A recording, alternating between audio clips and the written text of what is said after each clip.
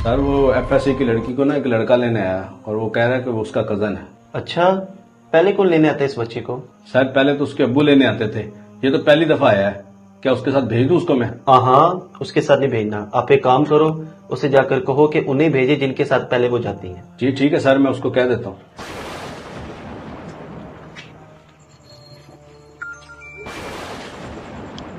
नहीं भाईजान, सर कह रहे हैं आपके साथ हमने नहीं भेजना, आप उनके वाले साहब को ही भेजें। ओ भाई, उनके वालिद मेरे चाचू हैं और मेरे चाचू ने मुझे भेजा इनको लेने के लिए। आप किस तरह की बातें कर रहे हो? माजरत भाईजान, हम आपके साथ नहीं भेज सकते, आप उन्हीं को भेजें। भाई अगर आपको कोई शक है तो आप मेरे चाचू को फोन करके पूछ लो कि उनकी बेटी का लेने मौज आया है। माजरत भाईजान, आप बहस मत करें, हमें जो प्रिंसिपल साहब ने हुक्म दिया है मैंने आपको बता दिया।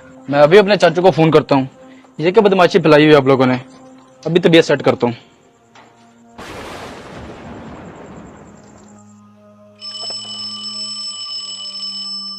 जी मुआज बेटा। चाचू जी एकेडमी वाले उसको भेज नहीं दे मेरे साथ, वो कह रहे हैं उसके वालिद को ही बुलाओ। क्यों नहीं भेज रहे? आप बात कराएं मेरी उनसे। जी ठीक है, ये बात करो चाचू से। मैंने बात नहीं करनी भाई उनके साथ, आप उनके वालिद साहब को कहें कि प्रिंसिपल साहब को खुद फोन करें। सुन ली चाचू अपने इस गार्ड की बात? हाँ सुन लिए मैंने इसकी बात, करता हूं मैं इसके प्रिंसिपल को भी कॉल।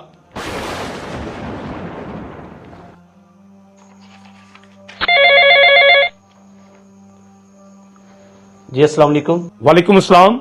आप क्यों नहीं मेरी बेटी को भेज रहे? कब से मेरा भतीजा बाहर खड़ा हुआ है। सर माजरत के साथ आप खुद तशरीफ ले आए, हम इसके साथ नहीं भेज सकते। मैं अभी नहीं आ सकता, मेरे घर पर मेहमान आए हुए, इसलिए तो मैंने उसको भेजा है। सर अगर आप अभी मसरूफ हैं तो कोई बात नहीं, मैं अपने फीमेल स्टाफ को रोक लेता हूँ। आप जब फ्री होगे तो आ जाइएगा और बच्ची को ले जाइएगा।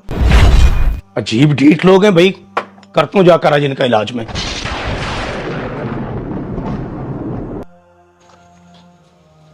सर क्या मसला है आपको? मेरी बेटी को छुट्टी क्यों नहीं दे रहे आप? सर छुट्टी नहीं हमने रोकी, हम बस उस लड़के के साथ नहीं भेजना चाह रहे थे, हम चाह रहे थे कि आप खुद आए।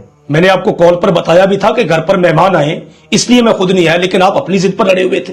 रहील साहब आप अभी भी तो अपनी मसरूफियत में से टाइम निकाल कर आ गए हैं, तो आप पहले ही आ जाते तो ये मसला ही ना होता। लेकिन आपको मेरे भतीजे से मसला क्या है? जब मुझे उस पर यकीन है, मुझे उस पर एतमाद है, तो आपको तो एतराज नहीं होना चाहिए। अच्छा, आपको उस पर भरोसा और एतमाद है तो अल्लाह और उसके रसूल को क्यों नहीं है?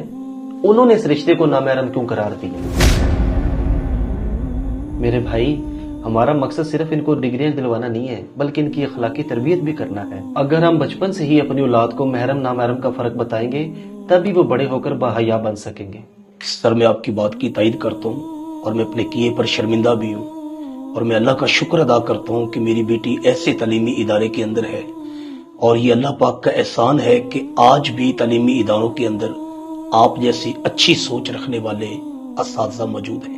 अक्सर देखा गया है कि जब माँ बाप अपनी औलाद को महरम और नामहरम का फ़र्क नहीं बताते तो इन्हें बाद में बड़ी मुसीबत का सामना करना पड़ता है।